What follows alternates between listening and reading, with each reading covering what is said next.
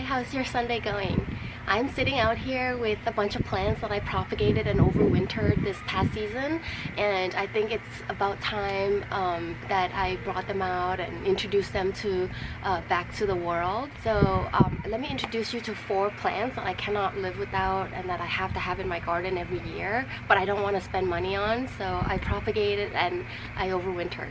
So the very first plant is a coleus. I have 3 different varieties. This one is a redhead coleus, and this lime green one is called Lime Time, I think, and it belongs to the Color Blaze series.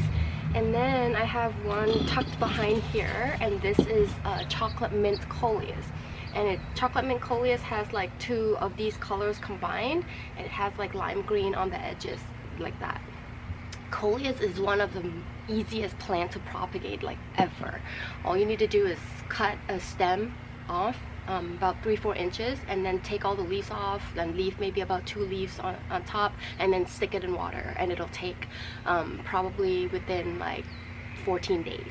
I used to have to battle with like fruit flies and other insects like in the previous years, but then this year I found a way to minimize that problem, and that's really easy, and it's by mulching it.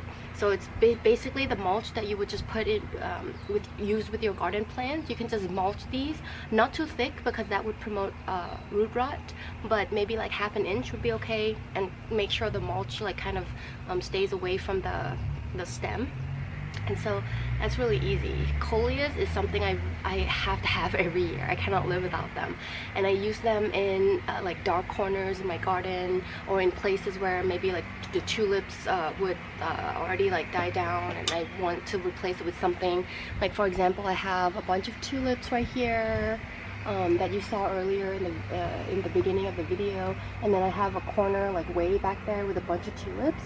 And once the tulips are gone, it looks pretty bare. And so what I do with that space every year is I replace them with coleus. And coleus is like a really versatile plant. It'll grow in a part sun, part shade condition. It really will grow like pretty easily. So coleus is my first plant that I love and I never have to spend money on. Second is annual geraniums or pelargoniums. I love these guys. I love everything about them, like the foliage, the vigorous growth, how easy it is to grow, and the flowers. It's such a reliable pop of color.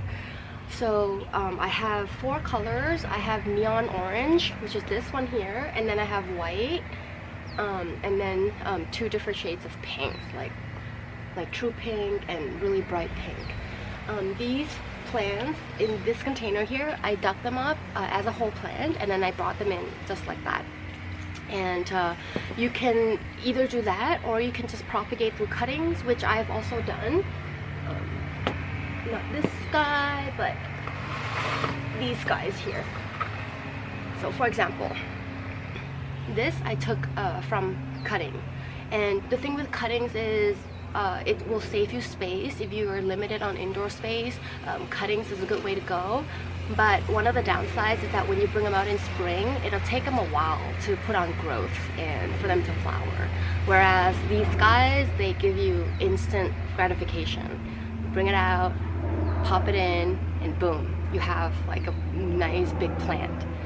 So and you know, like it doesn't really take that much space. Like the root system is pretty deep, but if you're gonna overwinter them, you can just find like a container. Like it doesn't have to be too big, and they'll be happy there for about like 5-6 months. And if you're looking for houseplants that flower, look no further, because these guys are amazing. They give you color even indoors. So easy, super easy. They love sun though, so you make sure that you place them by the window that takes in a lot of sun. So coleus, annual geraniums, and then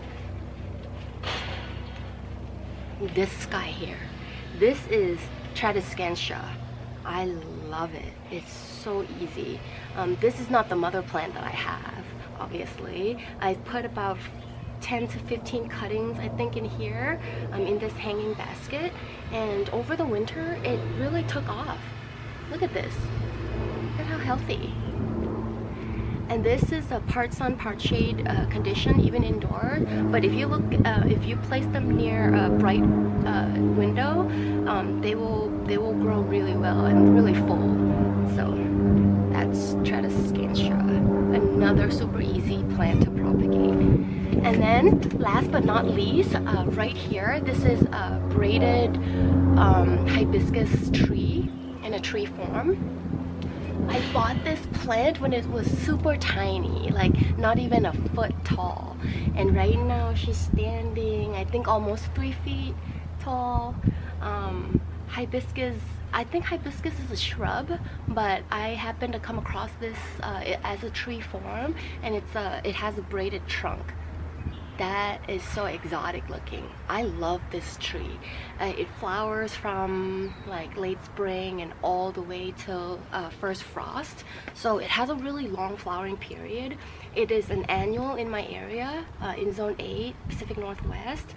So every summer or spring, like I bring it out and then I bring it in the fall. It's pretty root bound at the moment, so I'm going to have to pot it up this year. But what I normally do with this plant is that I pop just this entire container into another bigger container, and then I plant like small things around it. And come fall, I just literally like lift the entire thing up and then move it inside. And so these are my 4 types of annuals that I have to have in my garden every year and that I don't want to spend money on. So I propagate and overwinter them year after year, and I've been doing this for like 4 years now. So I think I've saved myself a couple $100 if I were to buy these. Like I think like 2 years ago I saw these at a garden center and they were going for like almost $10 just per plant, and I'm like, wow, that I could do that at home by myself and it doesn't really cost anything. And so yeah, that's all the plants that I propagated and overwintered this past season. Thanks for watching, guys. See you next time.